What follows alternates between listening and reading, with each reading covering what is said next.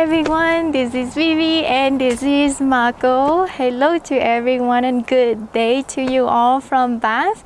We are currently in Banff, Alberta. I'm finally outside of BC after 2.5 years. So I am at the border between BC and Alberta now. Finally, I get out of BC after 2.5 years.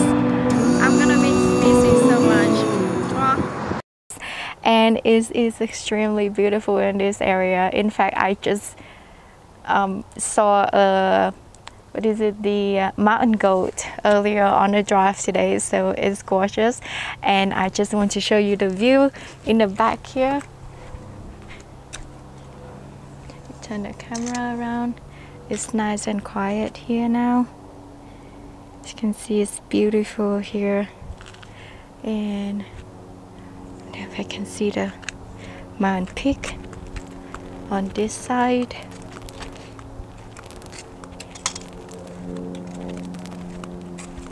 It's actually at the viewpoint here.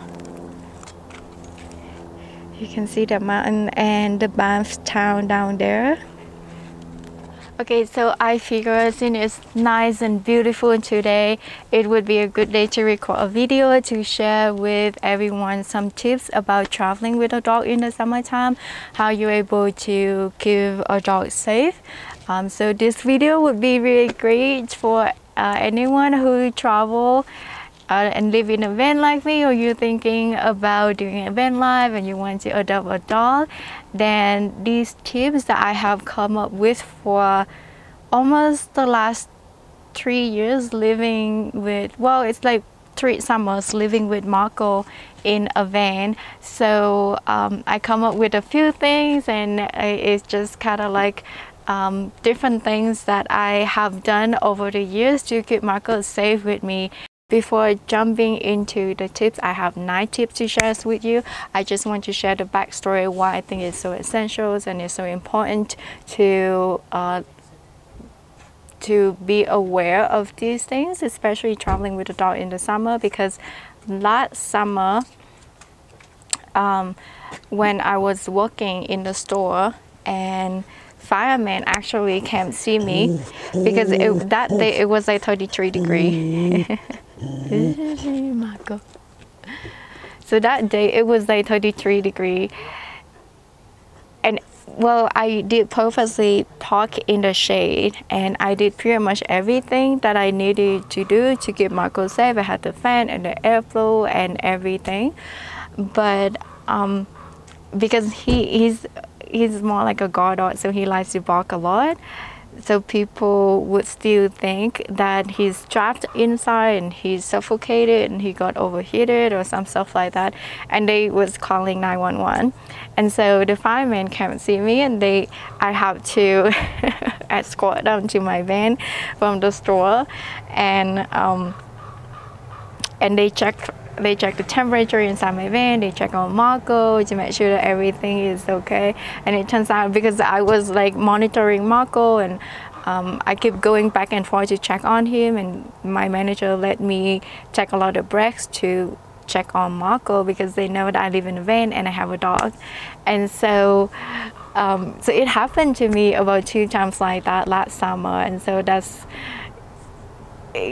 why I think like the tips I'm sharing may be really helpful for people who traveling like me or living in a van like me or thinking about doing something like this.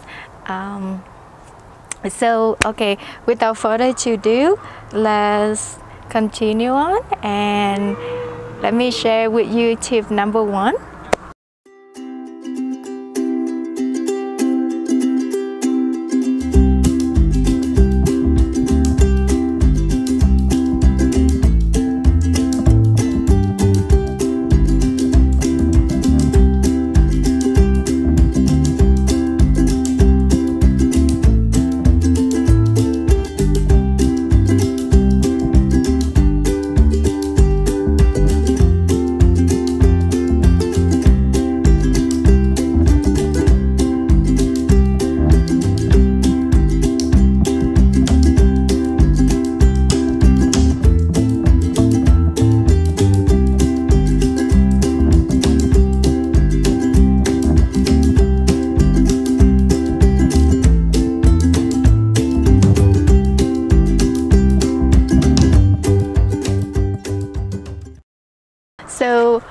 the most important tip number one, I would say the most important tip out of all is about finding the shade. So normally I would find parking spot, like at night I would find parking spot on streets that going north to south.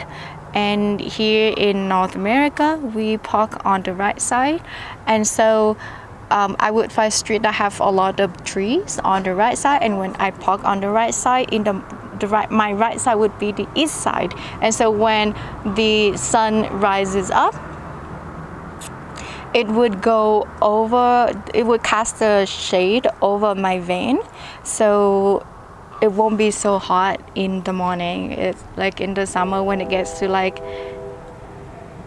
when it's very sunny in the morning, like 7 a.m. in the morning, it could be like burning hot inside, and it would not be very comfortable to sleep inside. And I'm not a very early riser, so that just helped me a lot to sleep in the morning, and I don't have to rush so much waking up super early. And so I would do that throughout the day, parking in the shade if I have Marco inside, but then I would not leave him too long because the shade does move. So if I have to leave him in a period of time, that I would have to move along with the shade as well. Okay, so tip number two, about these Reflectix here. And if you notice, like my windows, I have a lot of Reflectix, so I use these on this side. So I use this Reflectix to reflect the sunlight, so it doesn't. And I would open all the windows on the way. So I would open all my windows like that. And so it would just get the airflow comes in, but it would not absorb all the light, on the sunlight. So it doesn't like, it still have airflow in. And even like if it gets a little bit heated, at least with the airflow with on the windows open and the airflow that go in, is still able to reduce the temperature a little bit, and it's not like overly heated inside like a greenhouse. So I would combine that with parking in the shade as well, and I would leave all the windows open. So tip number three, so I would get like small fans at Walmart or like even on Amazon. Like they would sell like a fan for like about $10 that run on battery. So I do have a vent in my, I do have a big vent. Let me show you.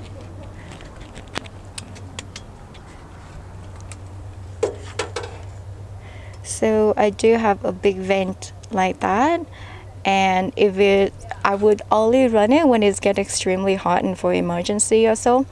So it's because it does use quite a bit of power, and if I have to park in the shade and I have to use that, it would really drain my battery. Yeah, okay, so that's tip number three, the vent. So I would just run that vent if it's really, really hot, but just for a short period of time. I wouldn't run it for more than half an hour. Combined with that, I would run like about two more small fans that I would put like right in the middle of my bed, and also close to my bed, because Marco like to sleep on the bed, so that there'll be like a continuous airflow around the van, so it doesn't get like accumulated and it get like too heated inside. Okay, tip number four. So I would only use this tip when it's really, really emergency, when it's really hot, and I would have to leave Marco inside. And like I said, I would combine this with some other tips, with leaving all the windows open and use the small fans for airflow, and park in the shade still. So I would get a container like this, or like a styrofoam container, and I would fill it up with ice. I don't do this throughout the summer, but only for days that it gets really hot, like I said. So you can either choose to do this or also get a cooler, like a small cooler that's on Amazon or somewhere online as well. I think it's got about $50 or $70. I heard that it doesn't work really well, so I never really invest in it, and it doesn't really make that much difference. That's what I heard. That's what I read on the review. So I never purchased one, just for a couple of days in the summer. So I would say the first summer that I did this, I used a styrofoam container that I bought at the dollar store instead of the plastic one. So the styrofoam would be able to keep the ice hard a little bit longer than the plastic. So that's what I would recommend you to use if you happen to have to use this tip to do your DIY cooler. And then it normally, like, the styrofoam container would come with the top. So I don't have it to demonstrate, so that's why I have to use this to demonstrate in this video. But basically, like, I would cut the top off, like, with 2 holes. With so one hole I would blow a small fan in, and the other one I would just leave it empty, so it would blow the cold air out. So for the first summer, I actually cut the cardboard in a way that it would just it's just kind of like a little chimney with the cold air. So I would just point it directly at Marco wherever he lays. So like that cold air would just go directly to him. So like his surrounding is actually cool. But even so, doing that, it can help to bring the temperature down a little bit. And I still like use some other small fans and put it around my van, and so it gets more air to circulate around as well. So that helps to bring the temperature down a little bit. So that's the tip number 4. And tip number 5.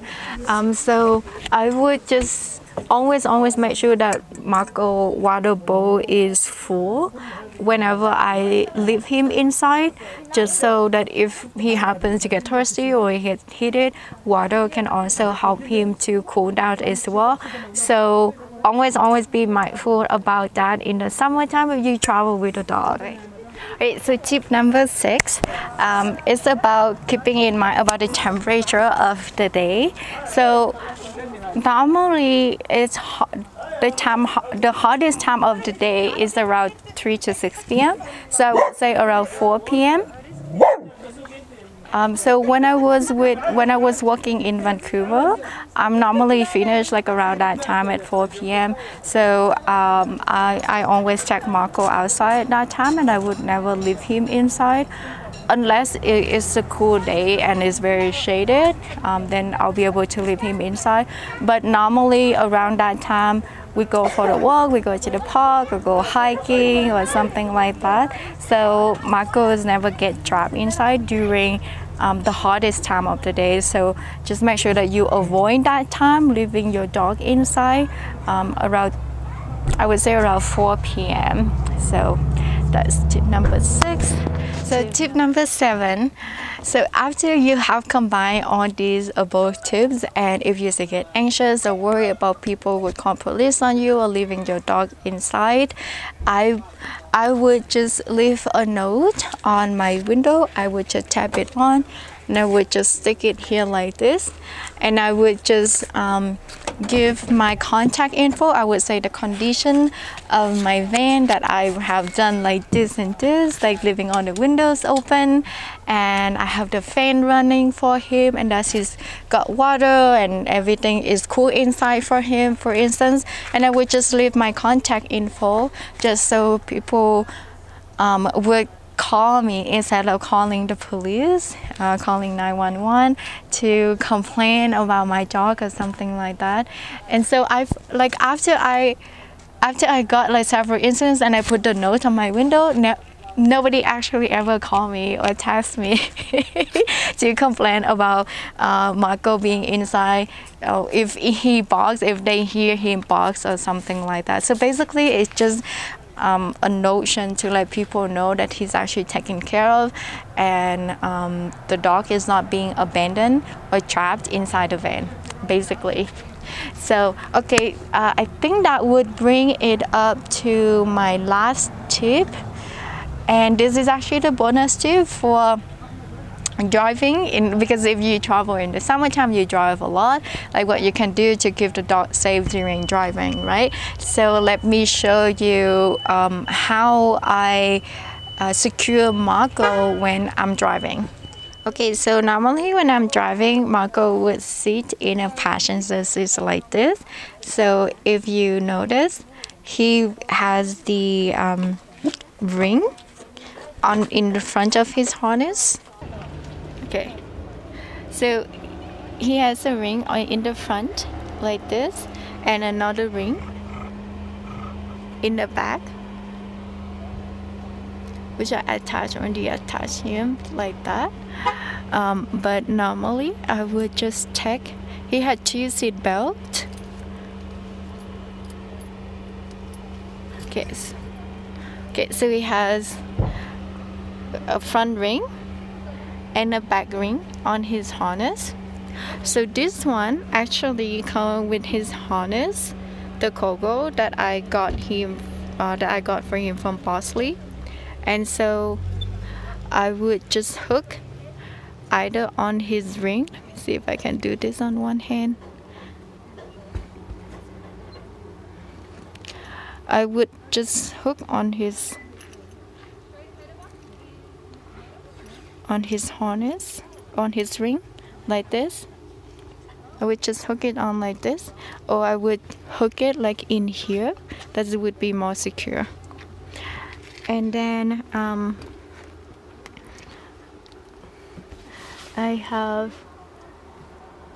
this belt that attach to the normal seat belt, like just the normal passenger seat belt. And so I would just hook it on here, so he's secured like front and back. So in the front like this, and the back like this. So it did happen before that when I brake so quickly, then he would fall forward. So by doing this, he doesn't like, if I have to brake quickly, like the seatbelt would pull him back, and he's not like falling forward so hard and hurt himself. And so that's how I normally travel with Marco, and it still give him enough room. So if I open the window, he's still open to like put his face outside of the window and enjoy the smell of the air and the wind. Okay, so to recap, those are the night tips that I have for you. First of all, parking in the shade. Second of all, having on the windows open. 3, having on the Reflectix cover the windows just so it can reflect the sunlight and it doesn't absorb the heat inside the van. Number 4, having the fans running on different places, different spots inside the van, just to get the air circulate around and cool the temperature down a little bit. Number 5, the DIY cooler, that's for emergency. Number 6, okay, so number 6, with having the water bowl always ready and always filled before you leave the dog inside alone. Number 7, having note on the window just to let people know that the dog is not abandoned and is taken care of. Number 8, avoid the hottest time of the day, not leaving the dog inside like around 4 p.m. or something like that, just to avoid having everything overheated inside the van. Number 9, having the seat belt secure for the dog when driving, just so in case of anything that may happen, like he doesn't fall so hard onto the floor. And yes, I think I would prefer that, putting the dog inside the kennel, because he still has the freedom to like put his face outside the window. That's his favorite part when I drive, because he can like smell everything on the air. It's really exciting for him, and he's still pretty much secure, and he's not like sliding around, or if anything happen, I know that he's safe. So I do prefer doing that over than putting my dog in the kennel. because I don't have the back seat either. And so even if I put him in the kennel and if I drive up and down the hill, like he can still slide, and it's really not fun doing that. Okay, so I hope that these night tips are helpful for you to travel this summer.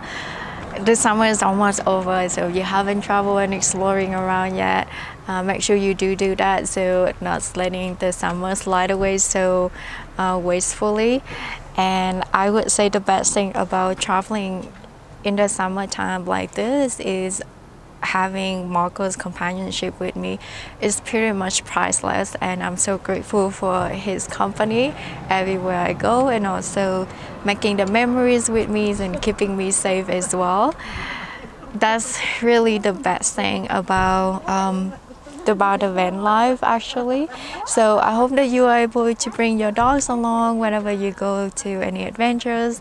Having your four like good friends really makes a difference on the adventure. So that's what I want to share with you for today. Hopefully you have a great summer, and I will catch you on the next video. Go out there and make a best life ever. Okay, bye guys.